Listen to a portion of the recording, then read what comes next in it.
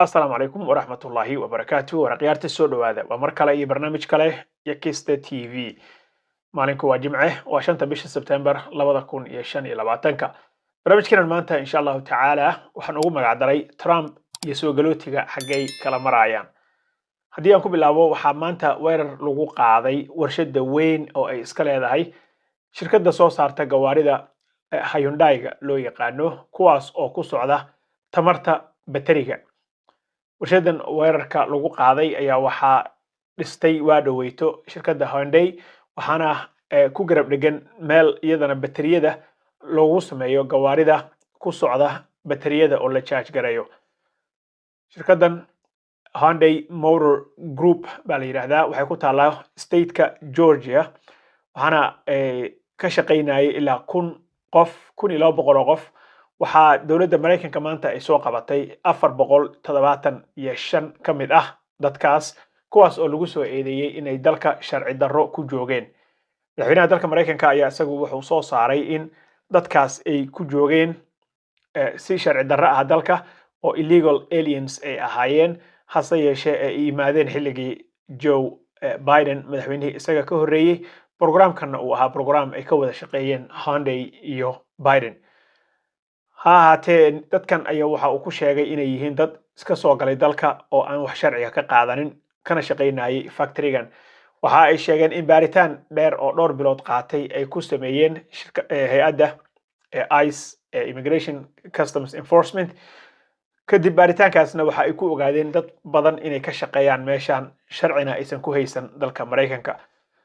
kadib markii warkan uu soo dhacay oo ay maqleen wadanka South Korea ayaa falcelin degdeg ah ka soo celisay waxaana ay dowladdaas ay soo qortay dhowr statement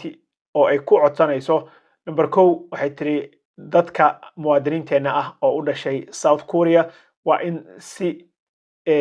wanaagsan loola dhaqmaa xuquuqdoodana la ilaaliyaa waxaan dowladda Mareykanka uga digaynaa bay yiraahdeen maadaama aan nahay saaxiibo aad isugu dhow in aysan ku xadgudbin xuquuqda dadkaas la soo qabtay waxay arrinkaas yiri wakiil u hadlay wadanka South Korea intaas waxaa dheer waxaa iyadana qodobka kale markaan u gudbo waxaa iyadana dhacday usbuucan in dowladda Mareykanka ay ogolaatay rabtana inay sameyso hay'adii applicationka laga buuxin jiray USCIS United States Citizenship and Immigration Services oo iyadu qaabilsanayd kaliya in ay qabato applicationada go'aan ay ka gaarto qofka in la siin karo I-94 green card ama dhalashada oo immigration officerska meeshii dadka imtixaanka kaga qaadi jireen ahayd oo applicationka loo dirsanayay ayaa waxaa la soo jeediyay shalay in shaqaalaha ka shaqeeya oo immigration officerada ah loo sameeyo qayb hubeysan oo bastooladaheeda iyo qoryaheeda iyo waxeeda wadata qaybtan hubeysan ayaa iyadu waxay qaabilsanaan doontaa baa la yiri in dadka ay awood u yeelato in ay xarig sameyn karto oo arrest authority baa la siinayaa awood ay wax ku xiri karto ayaa la siinayaa soo qofka marka applicationka soo buuxsada markii uu u imaado interview ma wareysi waxa dhici jirtay qofka markuu xafiiska imaado interviewga uu maro ama ku dhaco ama ku baaso ama kii yaraaba ha ahaado oo green cardka lagu qaadanayay qofka markuu dibadda u soo baxo ayaa waxa ku sugi jiray wadada ama xafiiska hortiisa qolyahan immigrationka iyo customska qaabilsan ee ICE kuwaas ayaa qaban jiray dadka hase yeeshee haddeer waxaa awood loo siin doonaa oo la sameyn doonaa garab hubeysan oo awood u leh inay waxiraan xafiiska USCIS dhaxbartankeeda dadka arrimahan immigrationka u dooda ayaa iyagu waxa ay ku soo celceliyeen hay'adan inay ahayd hay'ad dhexdhexaad ah loona yaqaanay hay'ad wanaagsan oo dhexdhexaad ka ah arrimaha immigrationka iyadoo ku foganayd kaliya in applicationka qofka ay ka qabato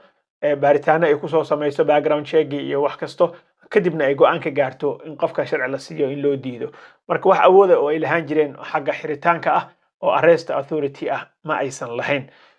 hadda se waxaa loo sameynayaa qayb hubeysan dadka marka arrimahan ka dooda ayaa waxa ay sheegayaan oo ku doodayaan in arrinkan uu keeni karo dad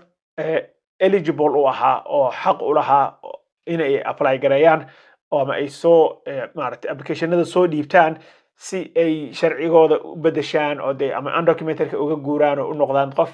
documented ah oo ama xaas ha guursado ama si kaleba ha ku helo ama family ha u xareeyo petition kaas in ay hor istaagi doonto dadka hataa xaqa u leh in ay buuxsadaan applicationka in ay buuxsan waayaan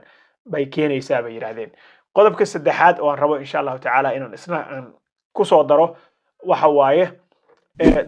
600 oo lawyer ama abukaatayaal ah oo u shaqaynayay dowladda Mareykanka gaar ahaan militariga qaybtiisa maxkamadda Shute meel kasta way ka jirtaa maxkamadda ciidamada qalabka sida oo lawyera ahaa marka hore aanan jaajajba ahaynba kuna shaqaynin xaakimnimo ayaa waxa loo soo weecinayaa baa la yiri in ay buuxiyaan booska immigration judges inay noqdaan ama lawyer maartay xaakim kala gooya arrimaha soo galootiga so 600 oo waxa la soo weecinayaa lawyer ama abukaate kuwaas oo loo soo weecin doono xagga immigrationka waxaana la rabaa in loo isticmaalo maadaama ilaa 3 milyan oo case 3 milyan iyo 500 oo kun oo case ku dhawaad yihiin pending wax la sugaayo oo la rabo in la dhameystiro waxa arrinkan ay ka caawinaysaa baa la yiri maamulka madaxweyne Trump iyo asxaabta ku iyagu qaabilsan arrimaha soo galootiga iyo immigrationka in ay ka gaarsiiyaan oo ay dedejiyaan caseska go'aano degdeg ah sida looga gaaro marka usbuucan waxa soo kordhay meeshaas weerarka lagu qaaday 475 qof laga qabtay sheekadan kale oo USCIS ta in loo sameyn doono garab hubaysan tan kalena 600 oo lawyer in laga dhigi doono inay go'aamo ka gaaraan arrimaha xaakimo laga dhigo xagga immigrationka ah oo si ay u dedejiyaan arrimaha caseska faraha badan ee u yaala dowladda Mareykanka oo soo galootiga ku saabsan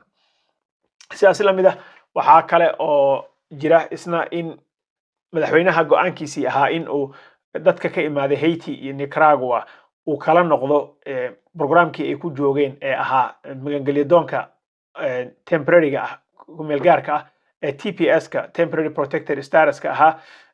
in maanta judge uu ka hor istaagay federaal ah oo uu dhahay niyahow ma kala noqon kartid madaxweyne isdeji caga dhigo